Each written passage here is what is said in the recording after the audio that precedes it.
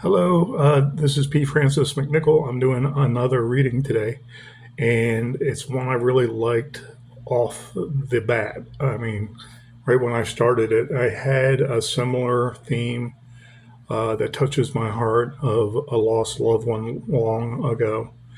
And I was like thinking of the different rhyming schemes, and I've spoken about them before without using, as I adjust this, pardon me, as I discuss stanzas and how you want to set up your stanza. Okay. I learn a lot because I remember certain things and certain, I want to say, quadrants of a subject matter. And I know where to look and find specifics. I know where to improve upon something that I read, and something might be textbook, like stanza lines, iambic, pentameter, so on and so forth. Very complicated, complex poetry that could be done in a very systematic way and be very enlightening, very poetic in nature, especially with a rhyming scheme. Okay. And not all poetry and prose are rhyme, of course, or limerick style. I call it limerick style because I like rhymes, and there might be a set, when I say structure, to an actual limerick, and I could care less about it.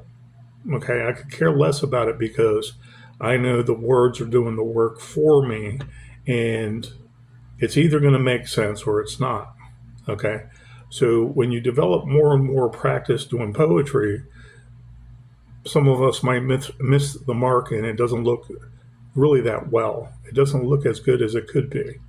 Okay.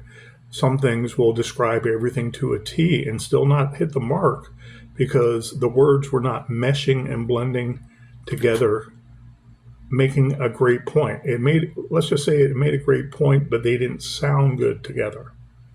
Okay. Or vice versa. Okay. A lot of words were jumbled together. They don't sound good, but the pictures that it evokes, okay, the author is writing it, and there's all kinds of imagery that is popping up because of these, I want to say, sequences of words. And so I started working on the beginning of the poem, and I'm going to take 3 or 4 days and just work on it. And I love doing poetry. This right here, I know I could have finished today, and I could keep on working at it. Okay. However, I was also researching today because I remember much, a lot in college in creative writing. And the professor had many good examples of how to, okay, and some historical reference. And that's where I derive a lot of my skill and a lot of my comprehensive thinking about the words coming together. Okay. And the actual picture I'm trying to develop with each line, working with the next line, and the overall theme, the overall motif, the overall collage of words coming to one final conclusion where it's almost its own little story. Okay. And if it's more natural and it's more poetic, I want to say, with flowery words and natural, nature oriented words like the sunshine, the sunrise, the flower, the pink petals, the beige petals, the peach petals, so on and so forth. You can really do poetry great that way. Okay. When you're in that mindset and you think of all the skills you can use with the verbs and the adjectives and really paint a beautiful picture. Okay, that imagery is there. With more complex, I want to say, relationships in general, engagements between people, you have a lot of different, I want to say, those tropes, those motifs. Okay, those sad and moribund things that happen between two people who love each other. And if it's in your heart and it's there, like I said before, symbiotic, you can heal from that by not going there every single time, but you're inspired by that same emotion, that same pouring out of feelings. That is your soul, crying. It is your soul. It is your heart that's torn in two, and it's your soul sitting there saying, Dear Lord Jesus Christ, what the hell just happened there? Okay. And that makes the best poetry because we didn't ask for it, but it's such a real intrinsic thing into who we are, how we interact with other people. How do we heal from that? Okay. Some of it might have to do with alcoholism or addiction or heroin use. I'm well aware of that as an ex-police officer. I've seen what it can do on the streets of our capital and how treacherous it could be. But I've also seen it affect loved ones. Okay. Some loved ones that are not with me anymore. So you can do that symbiotic inspiration, heal from it, and you have so much stuff pouring out. The question is, do we find the right quadrant and location and storage bin, so to speak, of all those words that we can mesh together in a naturalistic way and paint a perfect picture, as it were? But I have spoken about many stanzas, and a lot of these words I have heard because of my previous professor of creative writing in Ferrum College, Virginia. And I loved his style because he taught us to come from the heart by thinking of many different ways we get at our heart and basically examine the world around us without saying a thing. And then we sit there and we look at those storage bins of all those creative words, descriptive words, adjectives, nouns. Okay. The nouns are what it is. Okay. And the verbs are what it is doing. And the adjectives are added in there for all the spice. And he had us like one day, it was actually a week, I want to say like a 5-day work week almost. We had to talk nothing but in rhyme. And people say, people might say, I don't know. People have liked my rhyme so far, and I appreciate that. I really do. I liked it most likely. I enjoyed doing it, and it's for entertainment. But I love rhymes. Okay. I feel like something is not 100% unless it's rhyming or it has similar words with similar sounds, but may not be necessarily a rhyme scheme, a limerick, so to speak. I always refer to a limerick as what I do because I like wordplay and I like the sass back and some words fighting each other as it's going down the sentence line. And then at the end, it hits the mark because it's rhyming with a lot of other words that are properly placed in that sentence the way I want it. And I sit there and say, maybe I should look up all the stanzas again because I remember my professor and his lingo. He didn't go to every type of poem you can write. He described a few of them, like the quatrain and the couplets. And we got to learn a lot by just shutting up. And he took us to a field one time, one project. He said, go out in there in the field and we're going to have lunch. Pretty much like that. Okay. For class. Bring food. Bring sodas. Okay. It's your own bag lunch you bring. And we go out there and he'd say, pick an object. And your duty tonight is to write a poem or a poetic piece about it. So it's very descriptive and everything. But what we're going to do here, this 2 hours, is we're going to sit there and look at, you pick out the object, don't tell anybody. It doesn't have to be what I tell you to do, but you describe it right now in your mind. And you take down everything you possibly can. And people are like, look at him, like, Okay, all right. It's like, all right, get out your pen. Start writing down everything there is to know about what you're looking at. Then tonight, you're going to do that piece. He would do projects like that, okay? And there was no right or wrong to him. There was no A or F or in between. And he would let people know if they're not really giving it their all because he was so fun. That hardly ever happened. There were people there enjoying him and trying different ways to look at the world around you. Okay. Like sitting there looking at a dewdrop off of a flower petal, just for example. Okay.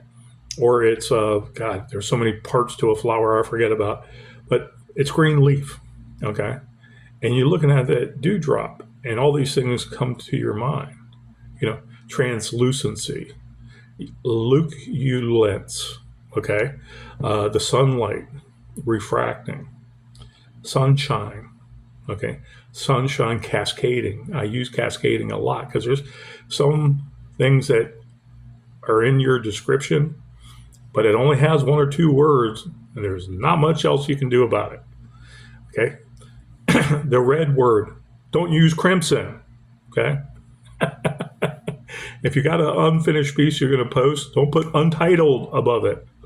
Just put by your name and then put it right there. And at the bottom, to be continued. That's all you have to do. So, anyways, I was like researching because he had said a lot of those words and I knew what he was referring to instinctively. Okay. But I didn't delve into the specifics constantly. All right. So I know what a quatrain is. And there's different, I want to say, hopscotching of the rhyme. Okay. And I'll get to that in a second. But a quatrain, I like all, one word at the end rhyming together. Okay. And it all being the same subject matter, and it's going towards the end of the poem to be an entire work. Okay. Like a story, like I've been saying. Okay, it's telling the reader something. It's explaining something. It's expressing something. We are bringing them into what we see. And I was like, couplets, quatrains, okay, singles. Okay, I call them singlets. People understand what I'm saying. But I looked them up, and there was a great resource. I credit this to BBC Maestro, spelled Maestro, like maestro. And there was a whole list when I put in the search bar. I said, stanzas, all the different names. And a whole list came down. Okay. And there are at least 19 different ways to do a stanza. Okay. I'll go over a couple of them. There's couplets, 2 lines, quatrains, or 4 lines of rhyme. There's a quintain, okay, 5 lines. There's a sestet, 6 lines. There's a monostitch, that's a short list. Okay, it's almost like segments of sentences that will somehow prove to you your work is going to show something. It might be like a list of words that rhyme one after the other, and they are gravitating to a same subject matter. Okay, I've seen that before, and I know how to do them. But there's a septet, which is 7 lines. Shorter pieces. The 7 lines are usually used for music pieces. There's an octave, which is 8 lines. An iambic pentameter, and haiku, which is a 5-syllable line, and a 7-syllable line, and a 5-syllable line. Okay, haikus are some of the nicest art you can do without actually rhyming. I openly admit that, loving limericks. Okay, the history of the haiku I know better than actually writing one because I studied it quite a few months ago. And it was taken from the actual Koreans, I believe, the Korean heritage and Korean people, Chinese. Okay. And there was these long poems that scribes would do, and to please the king or queen or whomever or something, these scribes would do. And then the first 5, 7, and 5 syllables lines, okay, which are 3 lines. The first 3 lines would be taken, and the Japanese adopted that as something simpler, more quaint, more antiseptic, more trite, and still evoking beautiful imagery. Okay. And the last one I wrote down, this is only like a third of it, is a villanelle. Okay. Someone gave me a compliment one time and said, that was very villanelle. And I was like, does that have to do with villain? I was trying to figure it out. I didn't look it up, but I was like, okay, thank you. And it's a very complicated poem that is basically 19 lines. There are 5 stanzas of 3 lines. Okay, so that's 15. And then you have 4-line rhyme of quatrains. And that quatrain could be, what do you call it? Hopscotch. It could be one line that doesn't. It's describing something going into the second line, and it has a rhyming word at its end, and then there's another line that does not rhyme, and it has its second line continuing that rhymes with the second line. Okay, so it's a quatrain. It could be all rhymes, okay, at the end of each line in a quatrain, or it could be jumping in 2-line couplets, so to speak. So, and with the villanelle, you can jump and do the same thing in all of the 15 stanzas. So it's like, I'm sorry, 15 lines of the 5 stanzas. Yeah. So when you do something like that, and it could be, I want to say for musical, for a song, okay, it's pretty interesting because you'll have the same verse every other line you can add in there and keep it simple. And every other line is describing more and more about that subject matter. But the main line as the verse, okay, or the chorus, is basically, I want to say, the conclusion of that song piece. Okay. It's all going to the same place, but that repeating line is keeping you there. Pretty interesting stuff, but it's complicated, and you can look at that. And I've done similar work to this where I just went hog wild, and I know what I'm doing because I know how to write the longer game. Okay, and I love writing the longer game, and I was condensing it, so to speak. And I've heard the villanelle word before, but I was like, okay. And I believe I heard that even as far back as college. But this is just 1/3 of actual stanzas in poetry and prose, with the irregular sonnet and stuff like that. If you pull this up, okay, we hit the arrow down or arrow sideways, when you hit the arrow and it describes what that stanza is in its entirety, excuse me.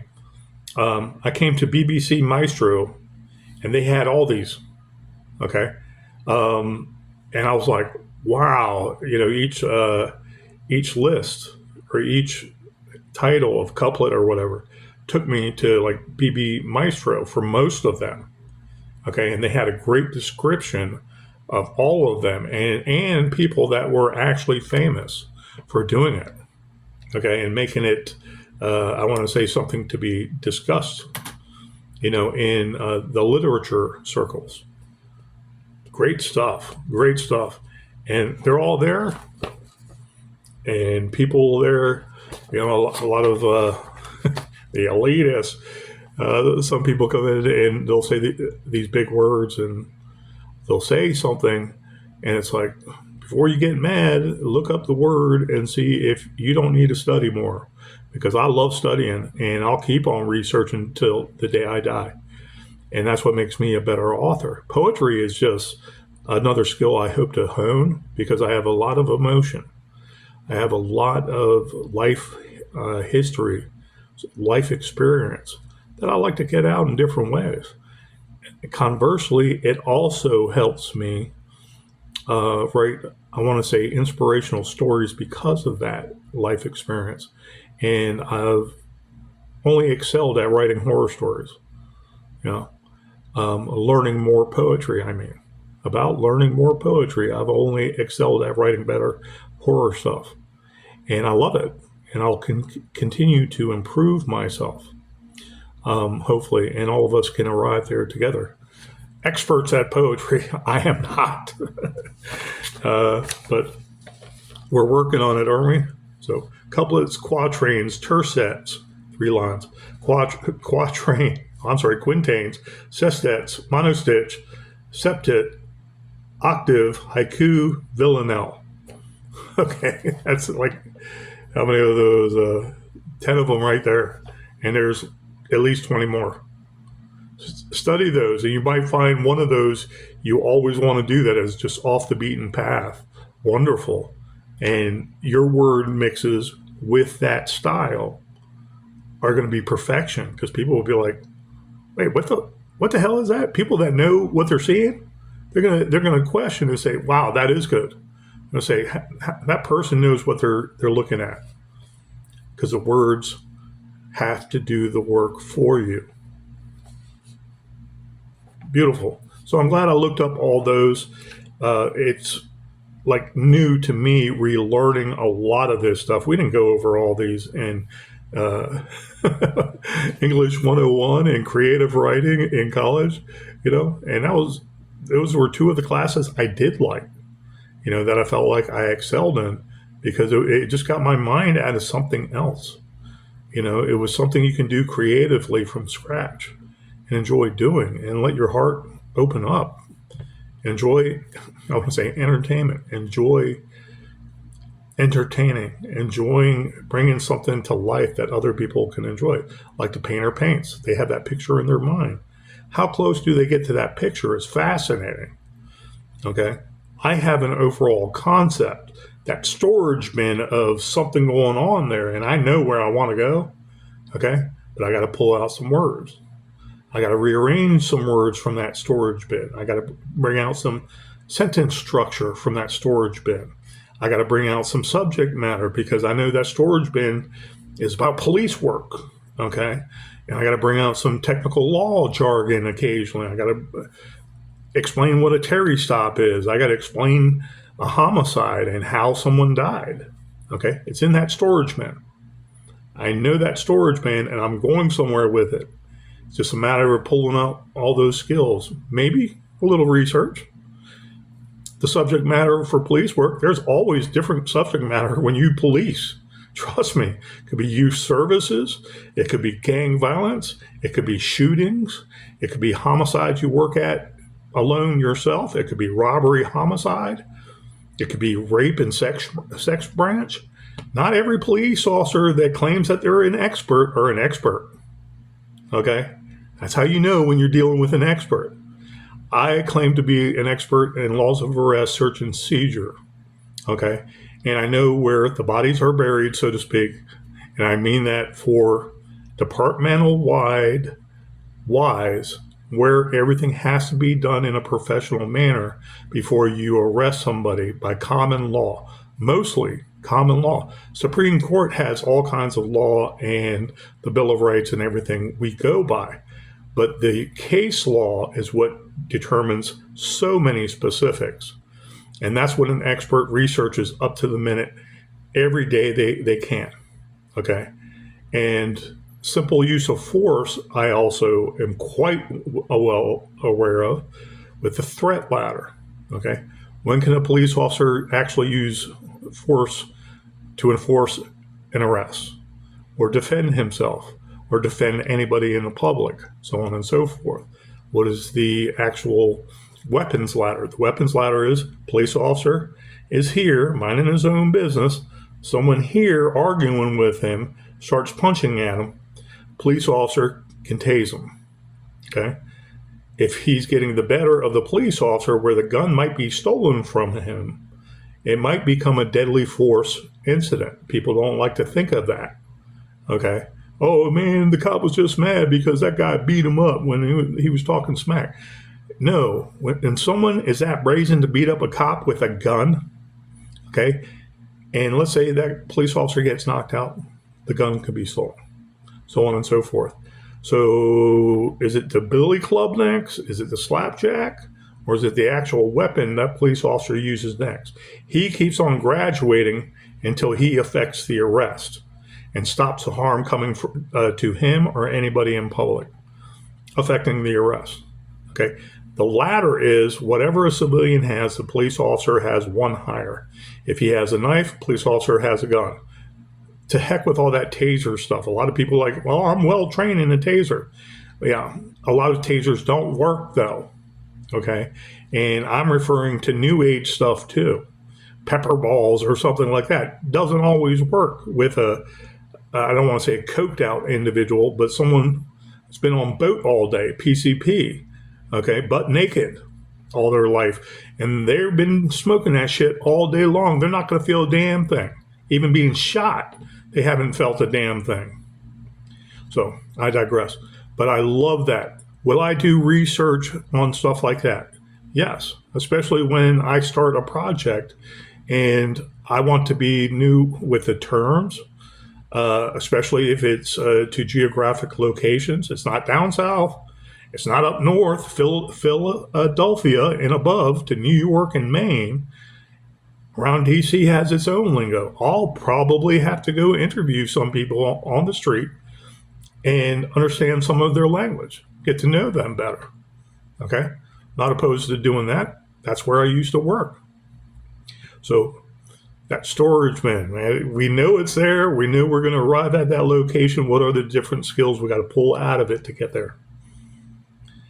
Okay, so for this reading, it's untitled again by P. Francis McNichol. It's a similar trope I have in my heart. I'll probably always have some poetry similar of sadness, okay? And it's there. It lurks. It doesn't go away. Do I have a happy lifestyle now? Yes, I do. Do I feel healed? Yes, I do. Do I want to see some people in my past that remind me of negativity? No, not really. But life goes on regardless. So I like doing poetry from inspiration. Is it the same? No.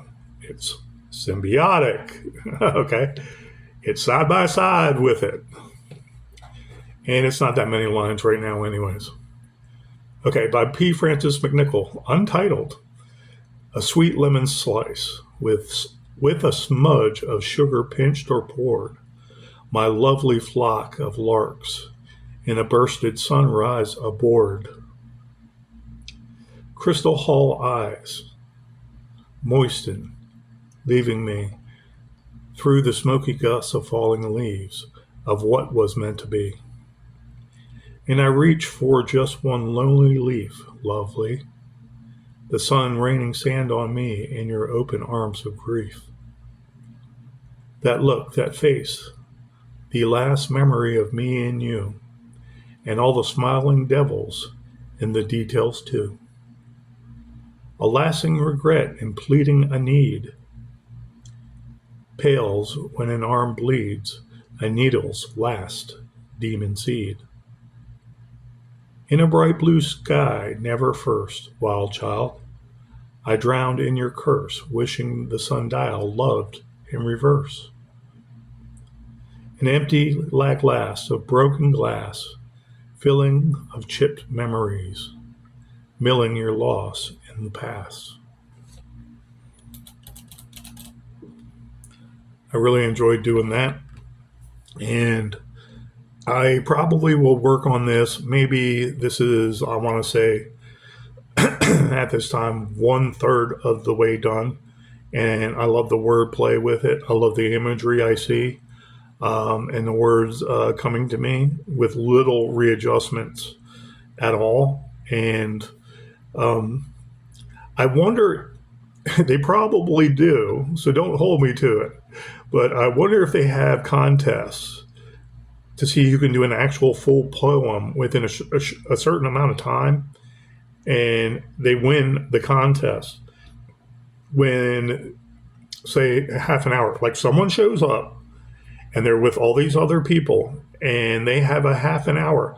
They don't have to do specific subject matter, but what they do is, let's say, one theme. Okay. Love and loss might be the subject. Okay. So no one really has to be tied into it too deeply. So they can try a different variation of love and loss.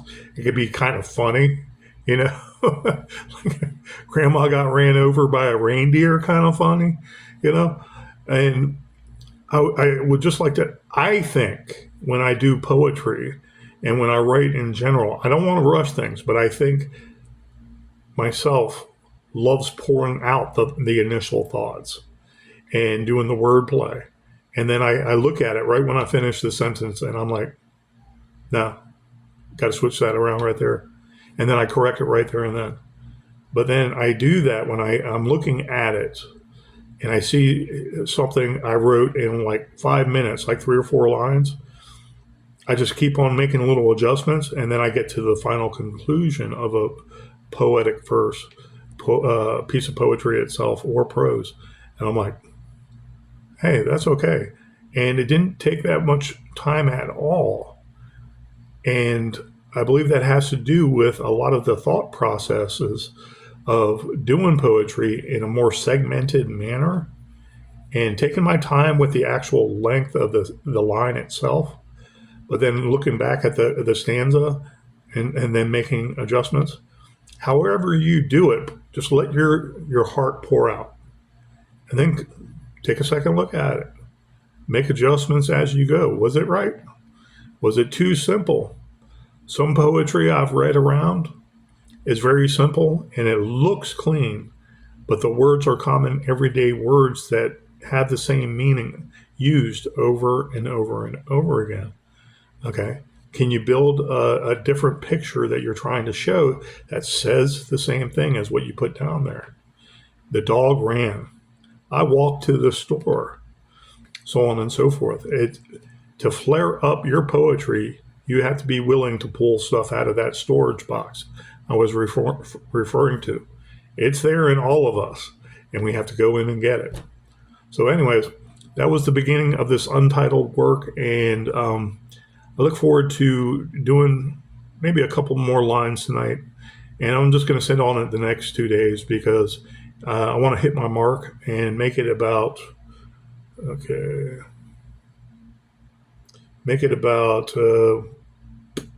maybe 20 lines, maybe even less, maybe about 15 lines. And they probably have a stanza name for that too, 15 lines. But anyways, thank you guys, and I appreciate it. Go out there and read a dictionary, 1966 Webster or before that. Trust me, when you see all those beautiful words you never heard of before, you're going to be like, I think I heard that word before 50 years ago. How come we're not using it anymore? That's specifically what I want to say. You're going to kick yourself, but you're going to learn. You're going to enjoy it. So thank you guys. Please have a wonderful evening and be safe out there. Have a great week. Take care.